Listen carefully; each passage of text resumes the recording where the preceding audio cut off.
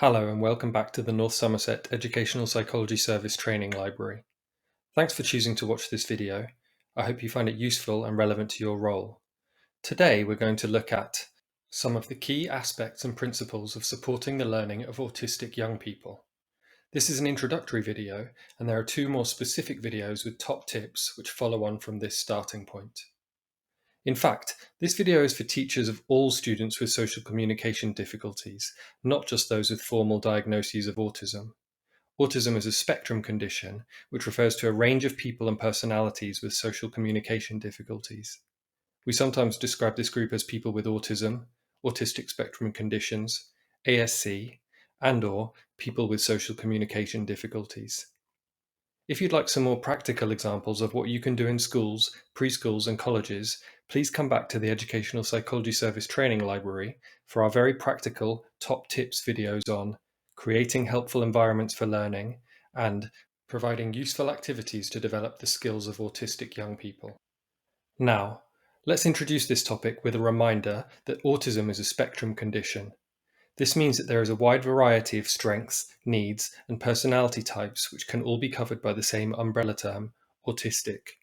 But just like the spectrum of personalities in people without autism, there is a spectrum of personalities in autistic people. This means that autistic students will not all respond the same way to the same interventions. Typically, when we look at the development of autistic young people, we see what is known as a spiky profile. This means that they may have skills which help them excel in one area of life, for example, remembering facts related to topics of interest, while also struggling in another area of life, for example, with organization or coping in noisy environments. However, everyone with an autistic spectrum condition has, at some level, a difficulty with social communication. And this means that there are some things that autistic people have in common, which make certain strategies and activities more likely to be helpful to them in a school or preschool setting.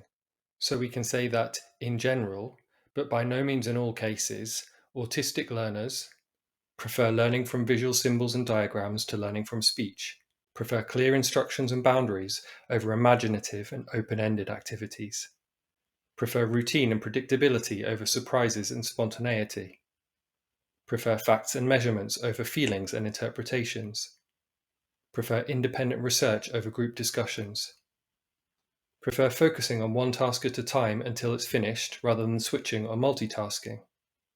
Again, this doesn't mean that everyone with an autistic spectrum condition will follow this pattern. However, it's true to say that the best practice guidance and the evidence base for supporting autistic students is generally based on the assumptions listed here. So let's summarize this introduction. Firstly, we should bear in mind that not everyone with an autism diagnosis will present in the same way in a classroom, have the same likes and dislikes, or respond to the same learning support strategies. To provide the best education possible, we need to treat everyone as individuals. However, it is useful to remember that there are some best practice guidelines which are worth trying when we support autistic learners. These include, but are not limited to, supporting our speech and writing with visual symbols, establishing clear expectations and boundaries, and developing consistent, predictable routines. If supporting learners with autism is relevant to your job, please watch the next videos in this series, which will give you more specific top tips in short, bite-sized packages. We have specific videos for early years settings, primary school settings, and secondary and post-16 settings.